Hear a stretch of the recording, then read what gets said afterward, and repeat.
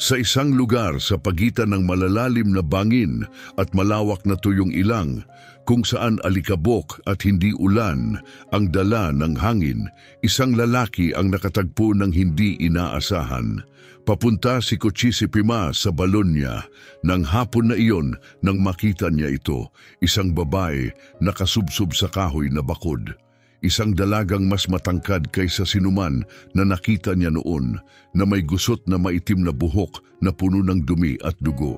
Nakasuot siya ng balat ng usa na may palamuti ng kwintas. Halatang isa siyang Apache. Tuyot at bitak-bitak ang kanyang mga labi, halos maputi. Nang alukin siya ni Cochise ng tabo ng tubig, tiningnan lang siya nito. Walang pasasalamat sa kanyang mga mata kundi malalim na pagdududa. Gayunpaman, uminom siya, minsan, 2, 3 beses. Pagkatapos, walang imik, tumayo siya, mataas at tahimik, at tumingin ng diretso kay Cochise na parang pinag-aaralan ng kanyang mukha, isinasaulo ito. Pagkatapos tumalikod siya at muling pumasok sa kabundukan ni hindi nagsalita ng isang salita. Nakatayo lamang si Cochise, pinagmamasdan ang unti-unting pagkawala ng babae sa kumikislap na init. Akala niya'y doon na iyon magtatapos, pero nagkamali siya. Sa tagal niyang naninirahan doon, natutunan na niyang kilatisin kapag may paparating na panganib. Nakatira siya sa isang liblib na lambak kung saan kakaunti ang damo at 2 araw ang layo ng kapitbahay. Pinili niya ang pag-iisa. Walang nagtatanong, walang hindi inaasahang bisita, may baka, ilang kabayo at katahimik ang tumutulong sa kanyang limutin ang nakaraang ayaw na niyang balikan. Hindi siya tumatakas mula sa isang partikular na bagay. Tinatakasan lang niya ang ingay, ang walang katapusang boses ng mga taong akalay alam ang lahat. Kinagabihan, matapos maglaho ang dalagang Apache sa mga burol, bumalik si Cochise sa kanyang nakasanayang gawain. Pinakain niya ang mga kabayo, sinuri ang nabubulok na bahagi ng bakod, at inayos ang matagal ng maingay na bisagra ng gate. Pero kahit anong pilit, bumabalik pa rin sa kanyang isipan ang babae. Ang tingin nito sa kanya, hindi takot, hindi pasasalamat, kundi matalim at mapagmasid na parabang nahatulan na siya at hindi na malalaman ang desisyon iwinaksi iyon ni Cochise. Maraming dumaraan sa lupaing ito, mga lagalag, naghahanap ng ginto o mga katutubong patungo sa mga pamilihan. Baka nasugatan siya o naligaw, pero wala na siya ngayon at tapos na iyon.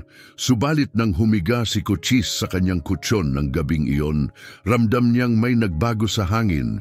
Balisa ang mga kabayo, naririnig niyang gumagalaw sila sa kulungan, kumakaskas ang mga paa sa tuyong lupa. Isang beses, malakas ang iyak ng kanyang kabayong si Baygelding, matinis at tumarak sa gabi. Umupo si Cochise, nakikinig, walang iba maliban sa hangin na humahampas sa dingding at malayong hiyaw ng mabangis na hayop sa kabundukan. Humiga siyang muli, nakatitig sa magagaspang na biga ng bubong. Bukas, sabi niya sa sarili, pupunta ako sa hilagang pastulan para tingnan ang mga baka. Bukas, babalik na sa normal ang lahat. Paulit-ulit niya itong sinabi hanggang sa sumikat ang araw. Sa unang liwanag, lumabas si Cochise, isinusuot ang suspender sa balikat at napatitig sa matinding liwanag. Mapusyaw ang bughaw ng langit, papaputi sa gilid na kalatag ang lambak sa harap niya, puno ng damong makakapal at batong nakalitaw. Doon niya sila nakita, akala niya'y guni-guni lang, mga aninong naglalaro sa talampas. Pero hindi sumasakay ng kabayo ang mga anino. Hindi rin sila nananatiling ganoong katahimik. 10, 20, tumigil siya sa pagbibilang. Pinalilibutan na ang kanyang rancho. Mula hilagang talampas, silangang burol hanggang kanlurang bangin malapit sa tuyong sapa. Mga mandirigmang Apache, pawang nasa kabayo. Ang ilan may sibat, ang iba'y may rifle, lahat kita kahit sa malayo. Hindi sila gumalaw, hindi sila nagsalita. Nandun lang sila, nakapaligid na parang patibong na unti-unting sumasara. Automatikong hinawakan ni Cochise ang ripling na kasandal sa pintuan, pero nag-atubili siya. Ano ang magagawa ng isang rifle laban sa ganito karami?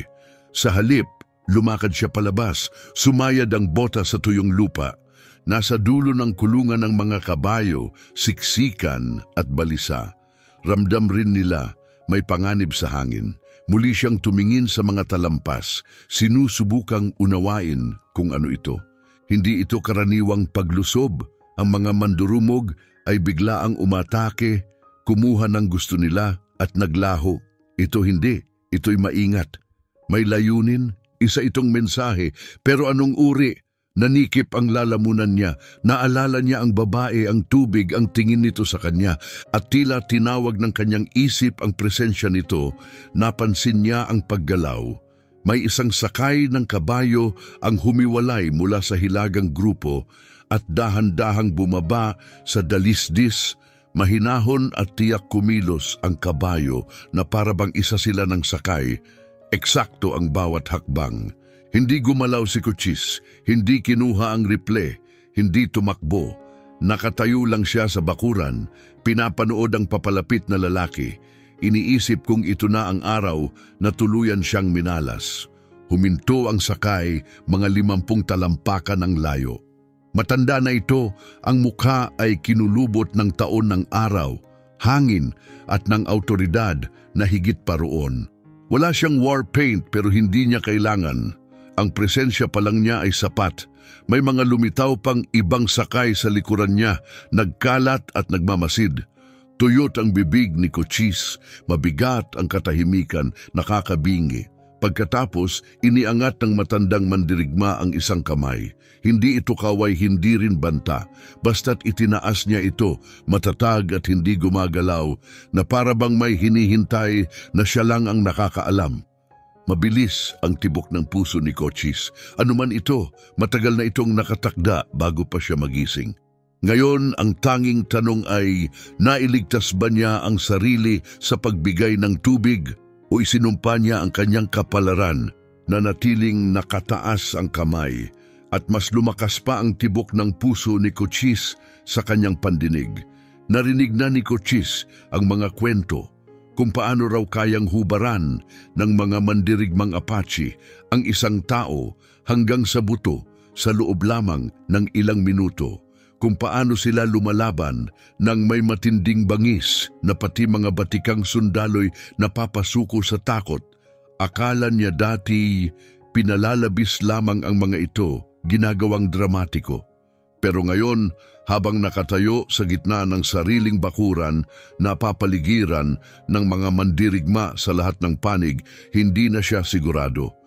Dahan-dahang ibinaba ng matandang Apache ang kanyang kamay at bumaba ng kabayo. Bawat galaw niya ay maingat, parang bahagi ng isang ritual. Lumapit siya, 10 mababagal na hakbang at tumigil. Pilit pinakalma ni Cochise ang kanyang paghinga. Isa itong uri ng pagsubok. Kung nais nila siyang patayin, nagawa na nila iyon kagabi pa. May buong gabi silang magsindi ng apoy o barilin siya sa bintana, pero hindi nila ginawa. Sa halip, hinintay nila ang bukang liwayway. Hinintay siyang makita sila ng sarili niyang mga mata. May kahulugan niyon, kaya lumapit din si Cochise, 10 hakbang, at tumigil. Nakatapat na sila sa isa't isa, may pagitan ng tuyong lupa. Ang mukha ng matanday magaspang at sunog sa araw, parang pinatandang katadma itim ang kanyang mga mata, hindi mabasa, may mga guhit ng uban sa kanyang buhok. Bagaman walang dala sa mga kamay, napansin ni Cochise ang patalim sa sinturon nito at ang rifleng nakasabit pa sa kabayo. Inilapag ni Cochise ang kanyang mga kamay sa gilid, bukas at walang banta. Hindi siya nagsalita. Ano nga ba ang sasabihin niya? Hindi rin naman sila magkakaintindihan. Tahimik ang lahat, hindi gumalaw ang mga mandirigma sa talampas.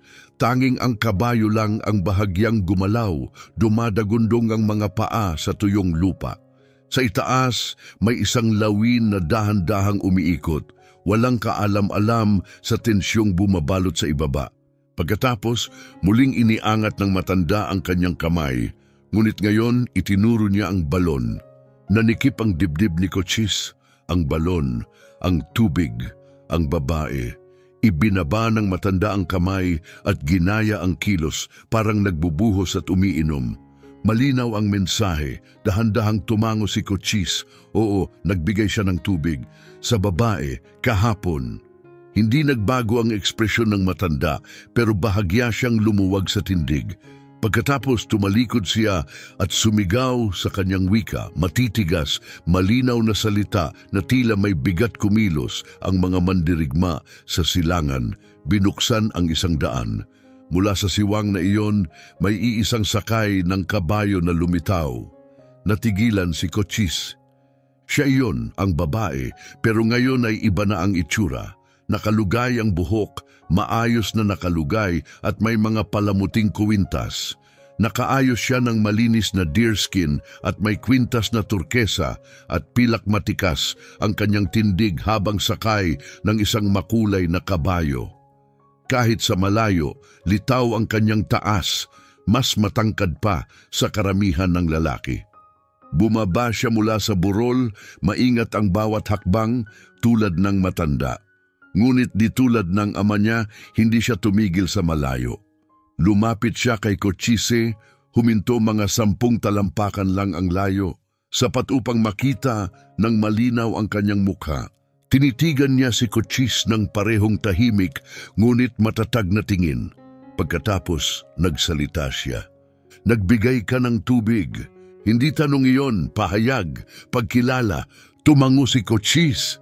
Oo, lumingon siya sa matanda, pagkatapos ay ibinalik ang tingin kay Cochise. Hindi mo alam kung sino ako. Muli hindi tanong, umiling si Cochise. Hindi sugatan ka, kailangan mo ng tulong. Sandaling may nagbago sa kanyang mga mata. Marahil ay gulat, marahil ay paggalang. Pagkatapos, bumaling siya sa ama at nagsalita ng mabilis sa wikang Apache. Tahimik lang, nakinig ang matanda sa kasumagot ng isang salita. Bumalik ang babae ng tingin kay Cochise. Sabi ng ama ko, matapang ka o hangal. Nanuyo ang lalamunan ni Cochise, ama niya. Ibig sabihin, ang lalaki ay hindi lang leader. Siya ang puno. Ibig sabihin, ang dalaga ay hindi basta babae. Anak siya ng pinuno ng daan-daang mandirigma. Hindi ko alam, mahina niyang sabi. Kaya kabuhay, sagot ng dalaga. Kalma ang tinig, halos walang damdamin. Kung alam mo, baka gusto mong gantimpala.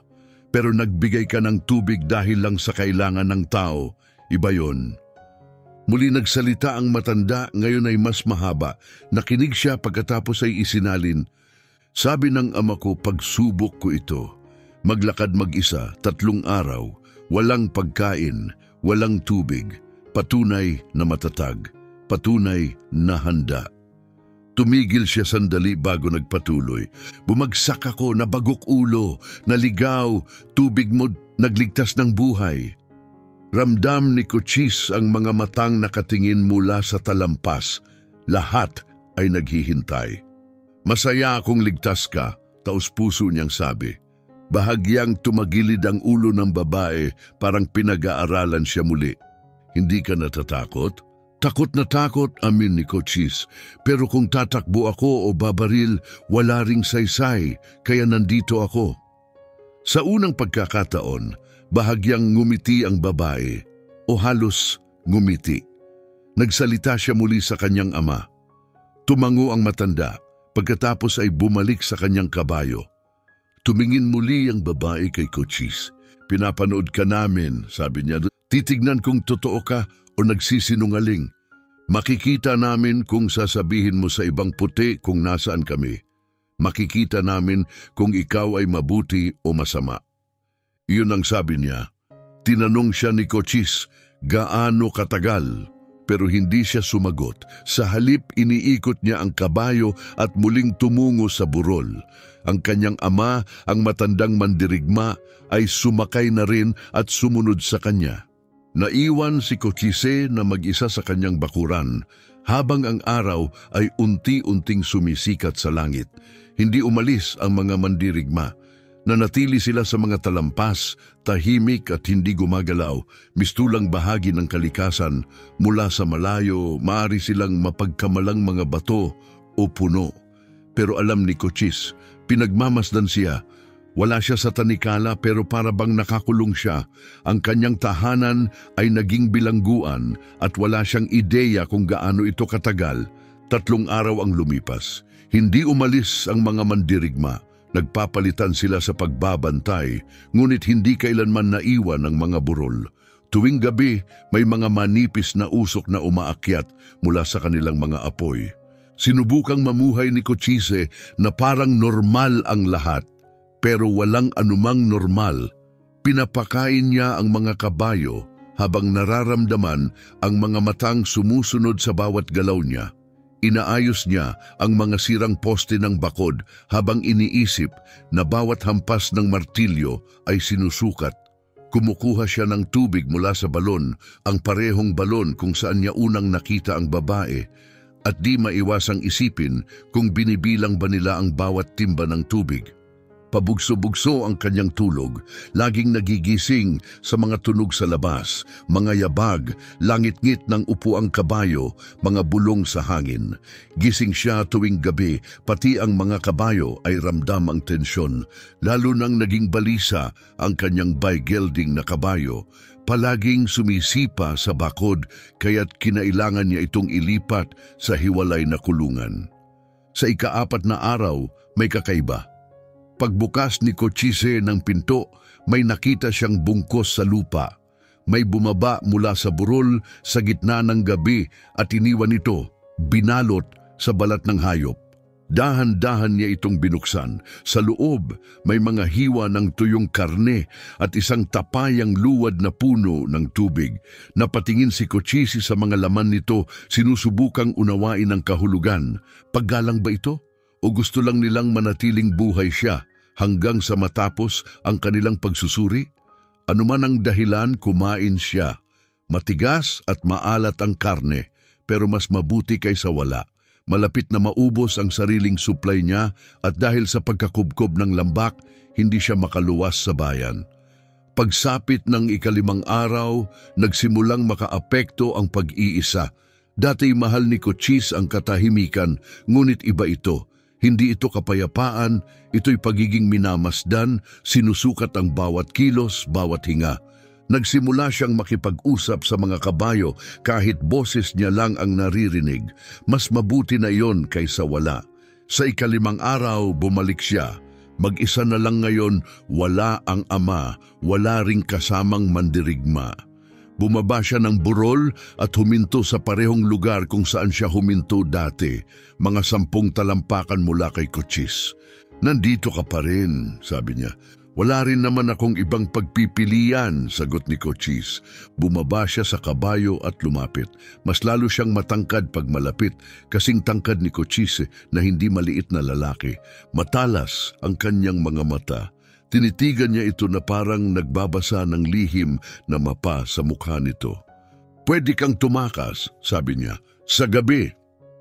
Patay na ako bago pa makarating ng 1 milya, sagot ni Cochise. Ayoko. Matalino ka, wika niya, hindi malinaw kung papuri iyon o obserbasyon lang. Karamihan sa mga puti tumatakbo, nahuhuli, namatay, ikaw na natili, naghintay. Ano pa bang magagawa ko? Hindi siya sumagot agad. Sa halip, lumapit siya sa balon at sumilip. Malalim punan niya. Sapat na ang lalim, sagot ni Cochise. Hindi na uubos, kahit tag-init.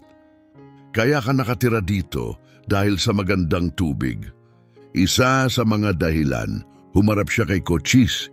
Kailangan ng tubig ng mga tao ko. Sa amin itong lupa dati. Tahimik pero mabigat ang kanyang salita. Ngayon, ang mga puti nagtatayo ng bakod. Naghuhukay ng balon, kinukuha ang dating malaya. Ramdam ni Cochise ang bigat ng sinabi niya. Binili niya ang lupang ito sa batas ng mga puti. Pero hindi kailanman tinanong ng batas na iyon kung ano ang opinyon ng mga Apache o kung ano ang nawala sa kanila. Hindi ako naghahanap ng gulo, Maingat niyang sabi. Nandito na ang gulo, sagot ng babae. Tanong ay, anong gagawin mo ngayon? Bago pa siya makasagot, isang matinis na putok ng baril ang umalingaw-ngaw sa umaga. Isa pa. At pangatlo, mabilis na lumingon ang babae sa silangang burol. Kumilos agad ang mga mandirigma. Alerto. Sunod-sunod na putok muli. Mas malapit na ngayon mula sa likod ng mga burol ang putok. Sumigaw siya sa wikang Apache, may sumagot mula sa itaas, nanigas ang kanyang muka.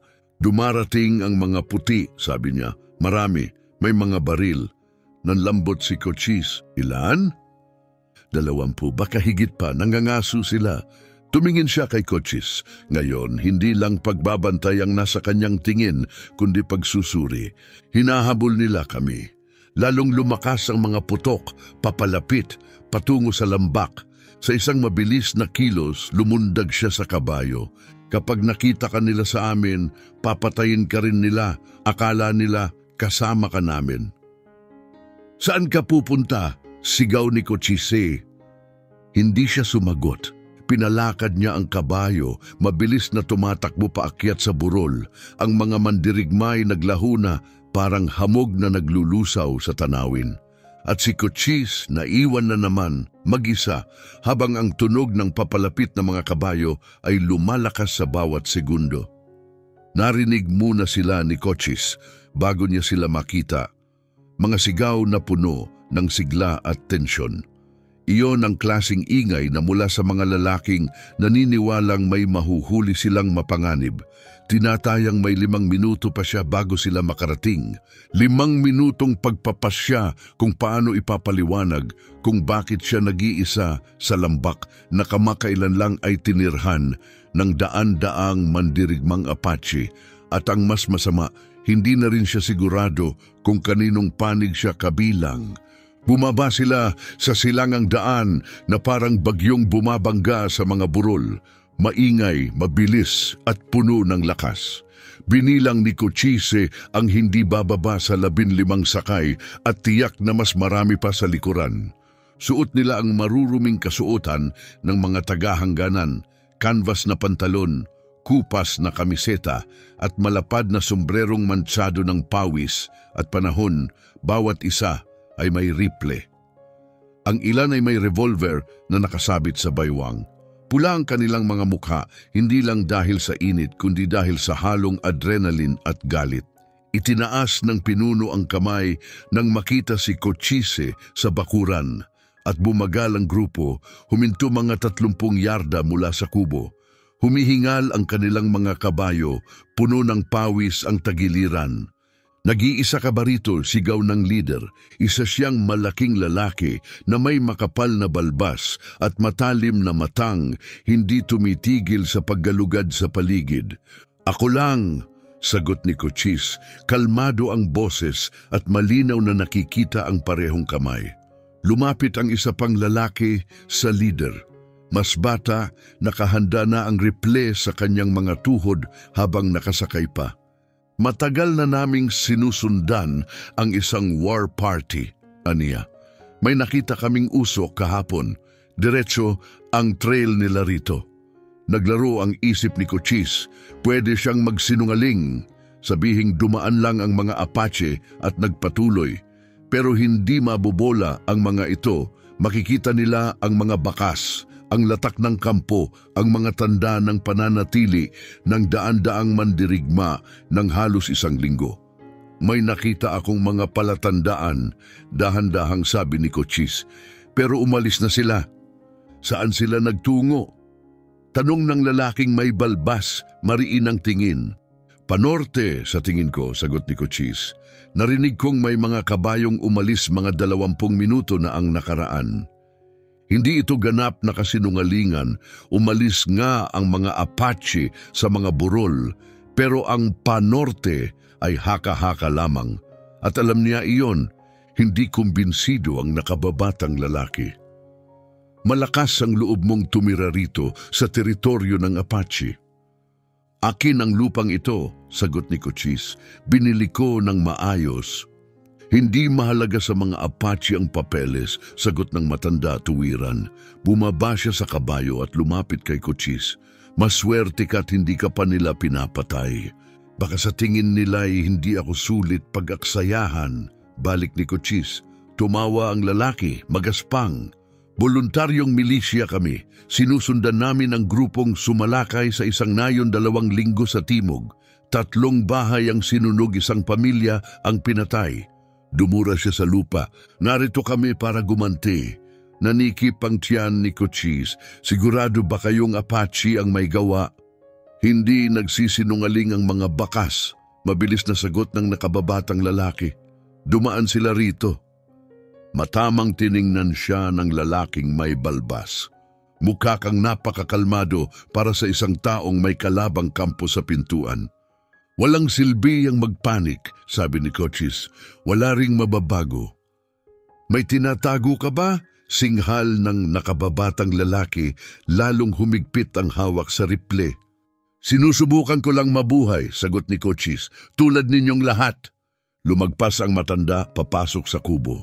Pwede ba naming silipin sa paligid? Kailangan ng tubig ng mga kabayo namin.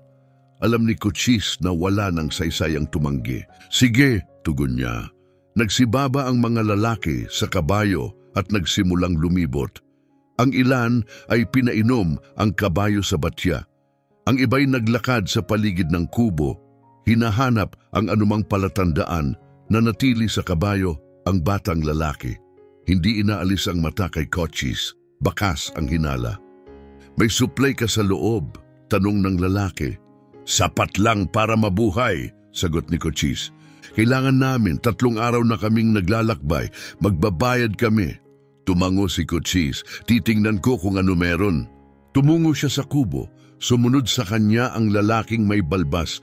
Pagdating sa pintuan, napansin ni Cochise ang bahagyang galaw sa kanlurang burol. Mabilis lamang, maaring hayop, maaaring anino, pero alam niya ang totoo. Hindi yun bato, naroon pa rin ang mga Apache, hindi umalis, umatras lang ng kaunti para iwasan ng gulo. Pinagmamasdan pa rin siya. Kapag nagpatuloy sa paghahanap ang mga settler na ito, tiyak na may matutuklasan silang hindi nila kayang harapin. At kapag nangyari iyon, ang tahimik na lambak na ito'y magiging larangan ng digmaan. Pumasok sa kubo ang lalaking may balbas. Sumunod si Cochise, puno ng kaba ang isipan. Pwede niyang sabihin ang totoo na mapayapa ang mga Apache, wala silang sinaktan. Pero maniniwala ba ang mga lalaking ito o iisipin nilang isa na siyang taksil? May kape ka ba? Tanong ng lalaki tumitingin sa mga istante. Kaunti! Sagot ni Cochise. Maganda, kukunin na namin ang meron ka. Pagkatapos tumingin siya ng diretso sa mata ni Cochise. At sasabihin mo sa amin kung saan nagtungo ang mga Apache. Hindi ito hiling, isa itong utos. Ramdam ni Cochise ang bigat ng sandali. Maaari siyang magsinungaling, ipadirekta sila sa hilaga, habulin ang hungkag na trail. O maaari niyang ituro ang kanluran tungo mismo sa burol, diretso sa bibig ng isang tambangan. May natitirang isang pagpipilian si Cochise. Maaari siyang magsinungaling at ituro ang maling direksyon sa milisya. Maaari niyang akayin sila papunta sa panganib o maaari niyang sabihin ang totoo at panganibang matawag na traidor. Baka nga barilin siya agad-agad. May sumigaw mula sa labas, may natuklasan na. Bago pa ang mga bakas, marami, malapit lang sila. Nagbago ang anyo ng lalaki na may balbas. Kumapit siya agad sa kanyang revolver. Gaano na sila katagal umalis? Tanong niya. Tinitigan siya ni Cochise. Hindi sapat ang tagal. Hinugot ng lalaki ang kanyang baril at mabilis na lumabas ng kubo. Sumunod si Cochise, malakas ang kabog ng kanyang dibdib. Nakatipon na ang milisya malapit sa silangang bakod. Malambot ang lupa roon at malinaw ang mga bakas. 12 ng kabayo ang dumaan. Walang bakal sa paa, maingat ang mga hakbang, organisado. Dito talaga sila dumaan, bulong ng isang lalaki habang nakaluhod sa lupa. Matagal silang nanatili rito. Itinutok ng batang sakay ang kanyang rifle kay Cochise. Singkit ang mga mata. Nagsinungaling ka, sigaw niya. Hindi lang sila dumaan, dito sila mismo nagkampo. Sinabi kong may nakita akong palatandaan. Sagot ni Cochise ng mahinahon. Hindi ko sinabing inatake nila ako. Bakit hindi mo sinabi sa amin? Galit na tanong ng lalaking may balbas. Isa kang settler, isang puti na nakatira sa lupa ng Apache. Bakit nila hinayaan kang mabuhay? Alam ni Cochise, ito na ang sandali. Ang tanging pagkakataon upang pigilan ang pagsalakay sa mga burol at pagsimula ng isang digmaan. Siguro dahil wala akong dahilan para patayin nila ako. Kampi ka sa kanila? Akusasyon ng batang sakay, matigas ang tono. Kampi ako sa mabuhay, sagot ni Cochise. 300 mandirigma ang nasa itaas. Kung gusto nila akong patayin, ginawa na nila. Pero hindi nila ginawa, pinanood lang nila ako. Hindi ako nakialam, kaya pinabayaan nila ako. Nanlaki ang mata ng lalaking may balbas. 300 ulit niya. Pinaligiran nila ang rancho na ito halos 1 linggo. Kumpirma ni Cochise. Ni isang putok, walang nangyari. Nagtinginan ng mga lalaki. Malinaw ang bilang, 15 rifle laban sa daan-daang bihasang mandirigma. Hindi iyon katapangan, kundi isang paanyayang mamatay. Bakit sila narito? Tanong ng isa. Hindi naman basta-basta nagkakampo ang war party. Maingat ang pagpili ni Cochise ng mga salita. May tinulungan akong tao, isang babae, binigyan ko ng tubig nang siya'y sugatan. Pumunta sila para alamin kung anong klaseng tao ako. Babae? Usisa ng batang sakay. Tinulungan mong Apache na babae? Ang pagbaluktot ng kanyang tinig ay nagpasingkaw sa panga ni Cochise, pero pinanatili niyang kalmado ang sarili. Tinulungan ko ang isang taong sugatan at uhaw. Katulad ng kung sino man sa inyo. At ang kabayaran, pinalibutan nila ang rancho mo? Tanong ng lalaking may balbas, halatang duda pa rin. Tinitiyak lang nilang hindi ko sila pagtataksilan, sagot ni Cochise. Tumingin siya sa paligid, sa mga lalaking armado hanggang ngipin. Mukhang ang tama lang na naging maingat sila. Ibinaba ng lalaking may balbas ang baril sa balakang. Pero hindi nilalayuan ang kamay dito. Nakakita na kami ng mga pamilyang sinunog ng buhay, mga batang pinatay. Inaakala mong makakalimutan namin yon. Inaakala kong dapat alam ninyo kung sino talaga ang hinahabol ninyo, sagot ni Cochise, matatag. Ang mga taong narito, wala silang inatake, sinusubukan lang nila ako. Sinusubukan para saan? Bago pa makasagot si Cochise, isang tunog ang bumaon sa hangin. Matalim, mataas, hindi tao, hindi rin hayop, isang hudyat. Napatigil ang lahat. Nabalisa ang mga kabayo. Muling narinig ang tunog, ngayon ay mula sa hilaga, isa pa mula sa timog, isa pa mula sa kanluran. Pinaligiran sila ng mga hudyat. Nandyan pa sila, bulong ng batang sakay, nanginginig ang boses, nangangatog ang rifle niya sa kamay. Tumingala ang lalaking may balbas sa mga burol, pero wala siyang nakita kundi mga bato, damo at anino. Lalong lumakas at lumapit ang tunog. Sakay na, aalis tayo, ngayon. Pero lumaban tayo, protesta ng isa. Lumaban tayo sa mga magnanakaw, singhal ng leader. Hindi para sumugod sa sariling libingan. Sumakay siya agad sa kabayo. Galaw! Nagmadaling sumunod ang iba, ang ilan ay umatras ng nanginginig ang mga mata, ang iba'y nagsimulang humawak ng renda. Balisa ang kanilang mga kabayo, umiikot at ayaw mapalapit sa burol. Nakabantay pa rin ang batang sakay, nakatutok ang rifle habang paatras siyang papunta sa kabayo. Ilang saglit pa, lahat sila'y nakasakay na. Huling sulyap ng lalaking may balbas kay Cochise.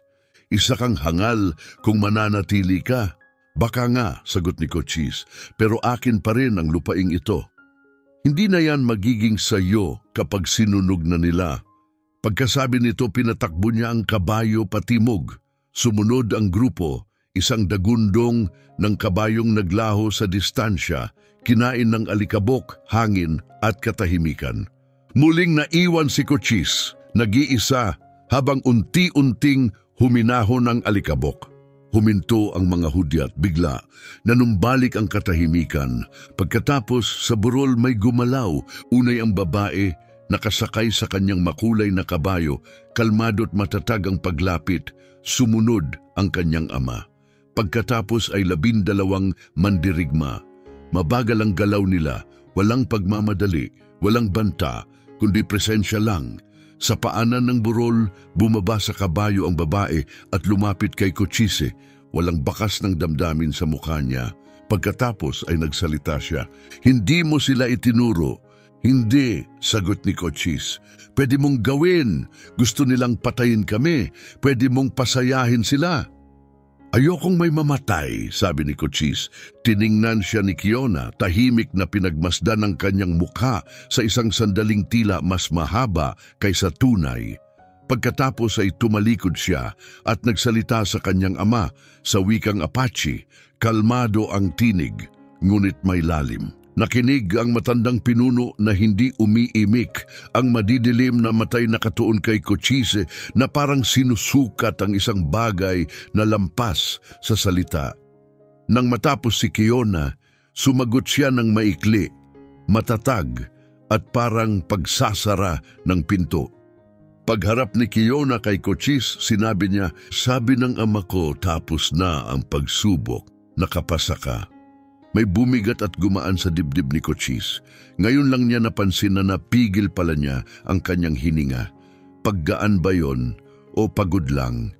"Anong mangyayari ngayon?" tanong niya. Bahagyang lumambot ang ekspresyon ni Kiona. Hindi ito ganap ng ngiti, pero malapit. "Ngayon mag-uusap tayo," sagot niya. Hindi na naghintay ng paanyaya ang pinuno. Tumungo siya papasok sa kubo ni Cochise. Hindi ito parang banta, kundi kilos ng isang taong sanay sa respeto na hindi na kailangang humingi nito. Sumunod si Kiona at si Cochise na may pumasok sa likuran nila. Ngayon ay kakaibang pakiramdam na parang siya na ang bisita sa sariling bahay. Sa loob, huminto ang pinuno sa gitna ng munting silid. Dahan-dahan niyang inikot ang paningin sa simpleng kasangkapan, mga estanteng may kaunting gamit, at ang nag-iisang bintanang nakaharap sa kanluran. Nagsalita siya ng maikli.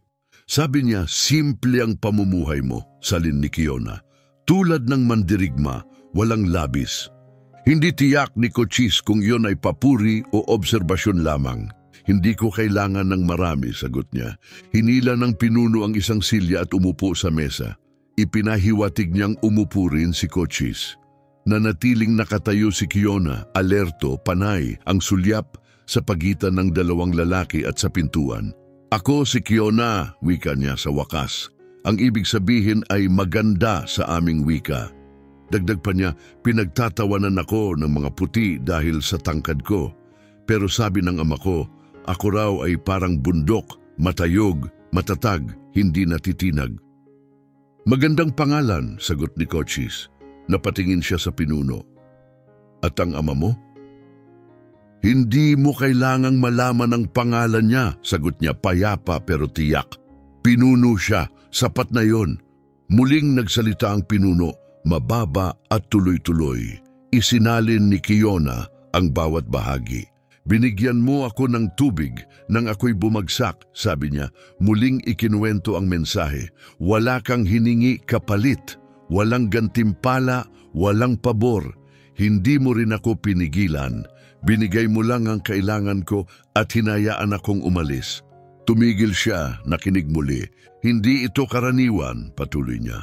"Ang mga puti kumukuha, humihingi, nanakit. Pero ikaw, nagbigay ka." Nagtagpo ang mga mata ni Cochise at ng pinuno. "Kailangan niya ng tulong," sagot ni Cochise. "Yun lang." "Sabi ng ama ko, hindi naging madali ang kanyang pagsubok," salin ni Kiona. 6 na araw niyang pinanood ka.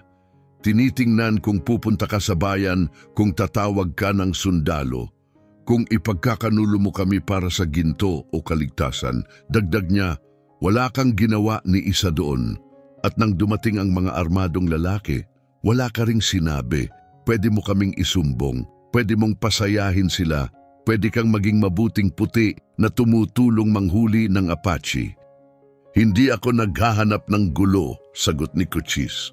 Pero gusto mo ring mabuhay, sabi ng pinuno sa pamamagitan ni Kiona.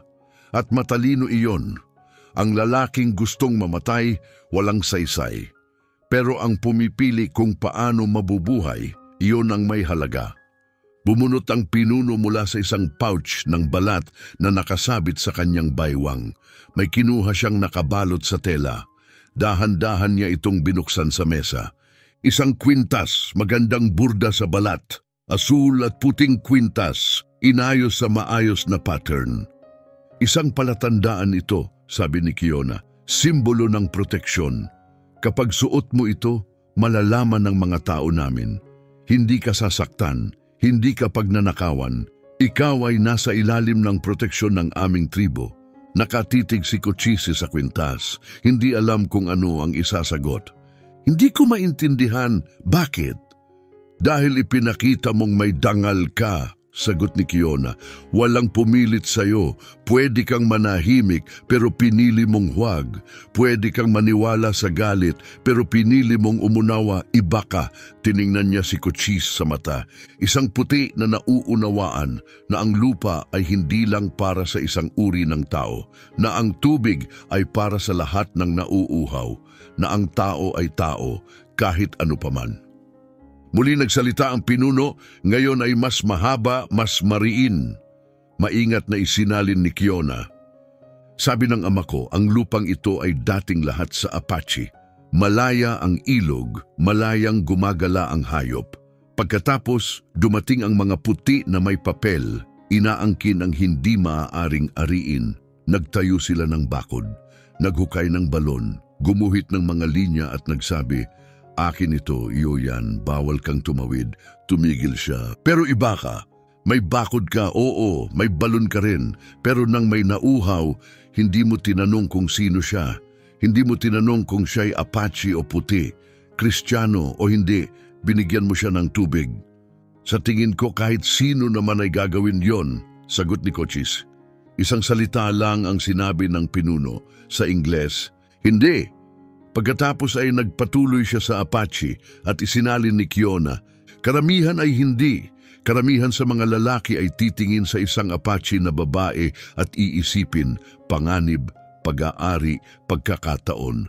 Pero ikaw, nakita mo ang taong nangangailangan iyon ng kaibahan. Dahan-dahang tumayo ang pinuno, matahimik ngunit matatag ang presensya. Itinulak niya ang kwintas patungo kay Cochise. Tanggapin mo, sabi ni Kiona. Isuot mo, ikaw ay protektado. Inabot ni Cochise ang kwintas, malamig ang mga kwintas sa kanyang palad. Maganda ang pagkakayari ng kwintas. Ang burda ng mga kwintas ay masalimuot at ang balat ay malambot at makinis sa tagal ng pagkakayari. Hawak ito ni Cochise sa kanyang mga kamay at mahina niyang tinanong, ano ang kahulugan nito? Para sa akin, para sa aking rancho? Nagkatinginan si Kiona at ang kanyang ama. Pagkatapos, sumagot siya ng direkta, hindi na kailangan ng pagsasalin. Ibig sabihin, maaari kang mamuhay dito ng mapayapa, hindi ka gagambalain ng mga tao ko, wika niya. Babantayan namin ang lupa mo kapag wala ka na. At kung may ibang Apache na dadaan, sasabihin naming isa kang kaibigan. Tumigil siya, seryoso ang mukha. Pero may dagdag pa. Naghintay si Cochise. Ang mga puti, sabi niya, babalik sila. Siguro hindi ngayon, hindi bukas, pero babalik sila. Tumigas ang kanyang tinig, tumalim ang tingin. Gusto nilang labanan ng mga Apache. Gusto nila ng paghihiganti para sa mga bagay na pinaniniwalaan nilang ginawa namin. Tinitigan niya si Cochise. Kapag suot mo ang kwintas na yan at nakita nila, iisipin nilang nagtaksil ka. Hindi nila maiintindihan at gusto ka rin nilang saktan. Muling nagsalita ang pinuno, maikli, matatag. Isinalin ni Kiona, Sabi ng ama ko, pumili ka ng mabuti. Proteksyon mula sa amin ay panganib mula sa kanila. Hindi mo pwedeng makuha ang pareho. Tumingin si Cochise sa kwintas sa kanyang mga palad. Ramdam niya ang bigat nito, hindi ito palamuti lang. Isa itong pasya, isang paninindigan, isang linya sa disyerto at kailangan niyang pumili kung saang panig siya tatayo. Naisip niya ang mga milisya na kakarating lang kanina, ang hinala sa kanilang mga mata, ang banta sa kanilang tinig. Kung babalik sila at nakita siyang may suot na sagisag ng Apache, hindi na sila magtatanong babarilin na siya agad. Tatawagin siyang traitor, taksil, taong lumaban sa sarili niyang lahi. Pero ano nga ba ang ibig sabihin ng sarili niyang lahi? Mga lalaking kumuha ng lupa sa pamamagitan ng dahas at tinawag iyong legal. Mga taong naghahabol ng dugo at tinatawag itong katarungan. Siya ba talaga ay isa sa kanila dahil lang pareho ang balat nila? Tumingin siya kay Kiona. Nakalugar siya, matahimik, naghihintay. Anuman ang piliin niya, tinanggap na ito ni Kiona. Walang pamimilit, puro pagtitimpi. Naalala niya kung paano bumagsak si Kiona malapit sa kanyang bakod, halos patay sa uhaw. Inalok niya ito ng tubig, walang iba. At sa simpleng gawaing iyon, nagbago ang takbo ng kanyang mundo. Ngayon, dahil doon, dandaang mandirigma ang iiwan siyang mapayapa. O pwede niyang tanggihan ang kwintas, manatiling neutral, mag-isa, umaasang sapat na ang katahimikan. Yun sana ang plano niya, kapayapaan sa katahimikan. Pero natagpuan pa rin siya ng mundo, pinilit siyang pumili. Itinaas ni Cochise ang kwintas at isinukbit sa kanyang leeg. Lumamig ang mga kwintas sa kanyang dibdib. Pinipili kong mabuhay na may dangal, sabi niya, tulad ng palagi kong sinusubukan. Hindi nagsalita ang pinuno pero nagbago ang kanyang tindig, isang banayad na tango ng paggalang, tahimik na pag-apruba. Lumapit siya at marahang itinapal ang kamay sa balikat ni Cochise, isang kilos na hindi na kailangang ipaliwanag. Muling nagsalita si Kiona, humarap sa kanyang ama. Sabi ng ama ko, baka raw matapang ka o hangal, baka pareho. Ngayon, bahagya siyang ngumiti. Sabi rin niya minsan, ang pinakamatapang na mga hangal ay nagiging alamat. Hindi ko gustong maging alamat, sagot ni Cochise. Gusto ko lang mamuhay ng tahimik. Mas kailangan ng tapang ang kapayapaan kaysa digmaan, sabi ni Kiona. Kahit sino kayang lumaban, pero ang pumiling huwag sa panahon ng galit, yun ang kakaiba.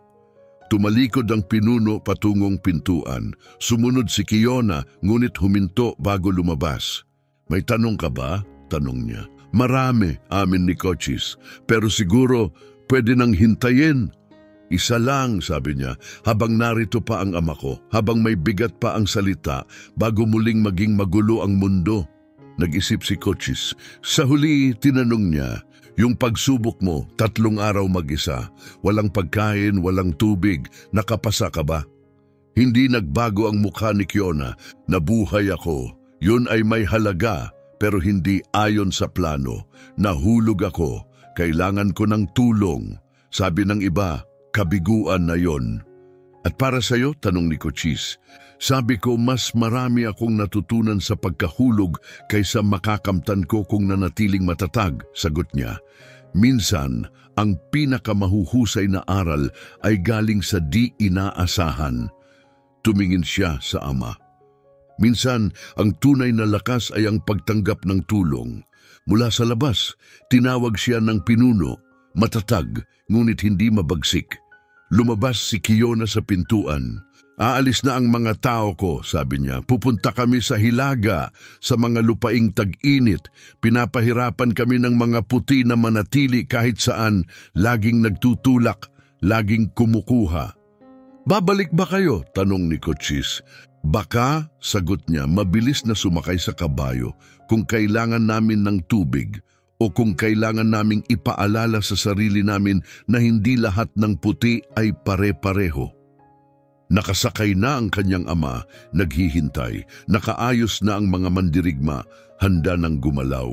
Umalis sila ng dahan-dahan, walang pagmamadali. Tapos na ang pagkubkob, tapos na ang pagsubok. Nakatayo si Cochise sa pintuan ng kanyang kubo, pinapanood silang unti-unting naglaho sa distansya. Minsang lumingon si Kiona sa ibabaw ng kabayo, itinaas niya ang kamay.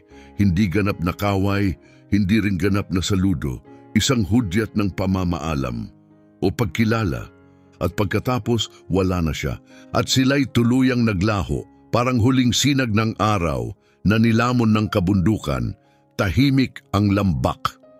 Hindi ito ang tahimik na mapayapa, kundi ang kakaibang uri, ang uri ng katahimikan matapos ang ilang araw ng tensyon, matapos tumigil ang mga matang hindi mo makita pero alam mong nanonood. Ipinatong ni Cochise ang kamay sa kwintas sa kanyang dibdib. Mainit na ito ngayon, hugis ng kanyang balat, hindi na malamig sa palad. Siya ay protektado, pero siya rin ay minarkahan. At sa timog, may 15 mga ngabayo na pauwi sa kanilang pamayanan, dala-dala ang kwento ng mga Apache na nagkukubli sa mga burol. Ang mga kwento'y kakalat gaya ng apoy sa tuyong damo. Darating ang mas maraming tao, mas maraming baril, mas maraming gulo. Ang kapayapaang pinakaiiwasan ni Cochise tila lalong napalayo. Pero kahit papaano, alam na niya kung saan siya nakatindig. At kung may darating na naghahanap ng digmaan, kailangang dumaan muna sila sa kanya. Sana lang tama ang pinili niya. Dahil wala nang balikan, 3 linggo ang lumipas. Bumalik ang katahimikan sa lambak, ngunit kailanmay hindi ito naging ganap na ligtas. Patuloy sa trabaho si Cochise, pinapakain ang mga hayop, inaayos ang bakod at suot pa rin niya ang kwintas. Hindi niya ito itinago, hindi niya ito itinupi. Kung darating ang gulo, haharapin niya ito ng buong loob at dumating nga ito isang Martes ng umaga. May alikabok na umakyat sa timog na daan, mga sakay ng kabayo, mabilis ang takbo, 8 lang ngayon. Mas kaunti pero mas mabibigat ang armas. Bumalik ang leader ng milisya at ngayon may dalang panibagong lakas. Pumasok sila sa bakuran, bumuo ng kalahating bilog handa ang mga rifle. May narinig kaming balita, sigaw ng lalaking may balbas. Mga usap-usapan tungkol sa isang rancher na nakikipagsabwatan sa kaaway. Tumigil ang tingin niya sa kwintas. Mukhang totoo nga ang balita. Hindi umatras si Cochise. Wala akong kinakalakal, sagot niya. Gusto ko lang mamuhay ng mapayapa.